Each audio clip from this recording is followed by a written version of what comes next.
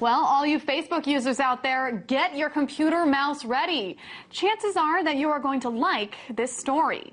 The Fourth U.S. Circuit Court of Appeals ruled unanimously on Wednesday that the like button is just like sticking a political sign in your front yard and therefore is protected by the First Amendment as substantive free speech. The ruling comes from a 2009 case involving a Virginia sheriff who ran for re-election only to have a number of his employees like the Facebook of his opponents. When he won, he dismissed a number of them from duty. And that is how this whole like button Facebook debacle came about.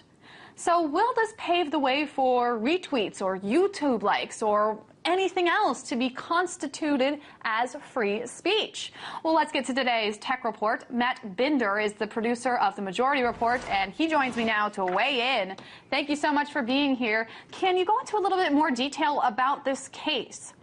Sure, Megan.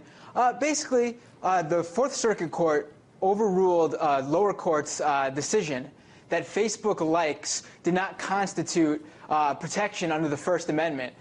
Simply because I guess they felt clicking the like button is just inconsequential or just not significant enough to fall under protections of free speech.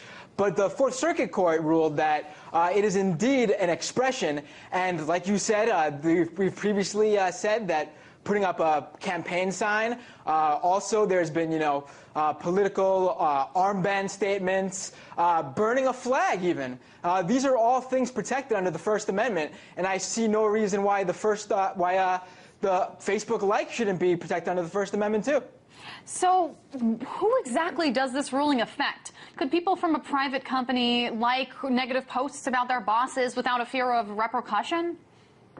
I mean, with a private company, it's always, I mean, there's protections, but there's always, I mean, there is still, I guess you can say, freedom of speech, but not freedom from the consequences. In this particular case, though, it was a deputy sheriff, so it was a public service. So, I mean, is this something you're going to fire someone over? I mean, it seemed like something petty between the sheriff and the deputy sheriff. And on top of that, the like is so...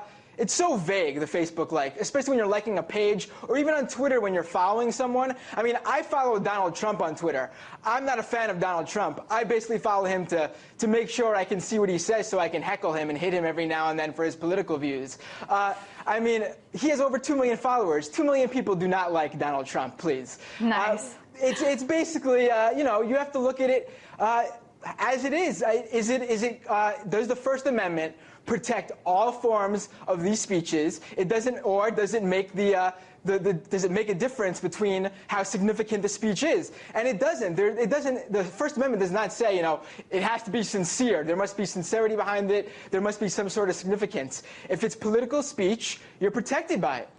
I'm glad that you brought up Twitter, although I'm not sure our founding fathers would have had any idea what that was. But do you think this paves the way for retweets, even if you're a company or the government doesn't agree with what you're retweeting? Or how about YouTube likes? I mean, I definitely think that all these forms of social media interactions should definitely be covered by the First Amendment because they're forms of expression. I mean, we're living in an era of Citizens United where money is speech. I mean, people who use the internet, they can get the internet anywhere. They can go to the library. You don't need to have money to use the internet. So this is a form of speech that maybe the affluent or the politically connected have access to that others do, too, that others don't. So combating millions and billions of dollars of money with millions of likes, right? I mean, if you can spread the word through activism on the internet, and that transforms into on-the-street activism or political activism that changes laws, creates laws, I don't see a problem with that whatsoever. But at the same time, does this blur the line between what is and what is not exactly speech? I don't think so. I mean, speech has been, like I said, it's been covered under many forms of expressions.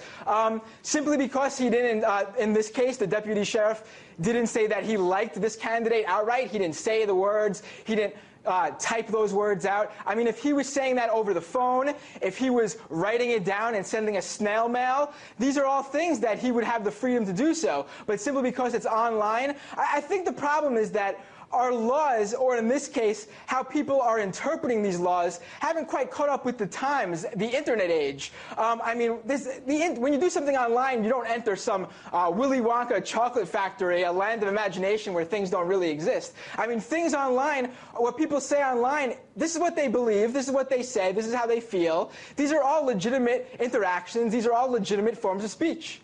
And Matt, finally, the most important question that I have to ask you, why is there no dislike button on Facebook?